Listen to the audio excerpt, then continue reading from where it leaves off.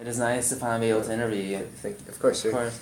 My first question is, how can the government prevent your first point of bullying harms students? I think that the government can easily prevent bullying by just educating the children from an earlier age. I think if they invest into teaching them morals at an early age, it will better the system because they'll be able to get a better education without having to spend as much money on their actual education because they're going to be emotionally stable and they're going to be able to put all their time and effort into their studies. And all we have to do is just put a little money into morality classes from an early age, which doesn't necessarily need a prestigious professor who need to pay a lot.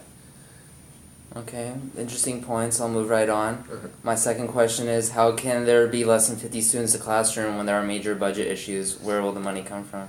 I also view number two, your second question, it is something that will put us into farther debt, but like any investment, it's something that's going to pay off in the future.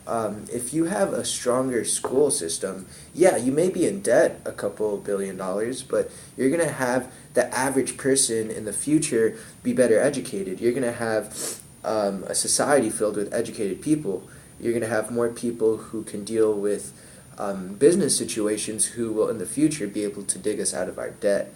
And right now, there's just not enough educated people to, there's not enough leaders out there to have an education system where we can face the problems we have today. But if we enforce our students today with the best education possible, they'll be able to tackle the problems in the future, dig us out of our debt, and just progress forward in society and do a lot of things that we can't really do right now just because of our unfortunate debt.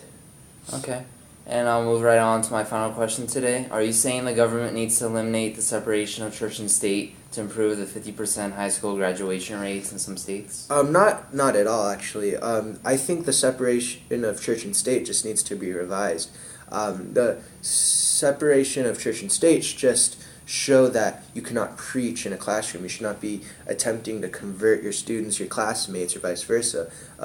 I think that when it comes to teaching some sensitive documents like the Bible, it's obviously overlooked a lot, where you could get a lot of really good literature lessons out of it, but they're not used because some people might get their feelings hurt.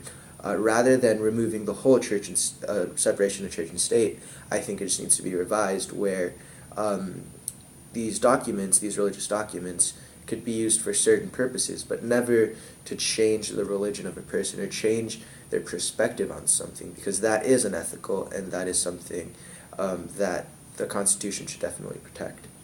Okay. Thank you, and I can't wait to debate with you in future debates. Of course. Thanks, Daniel.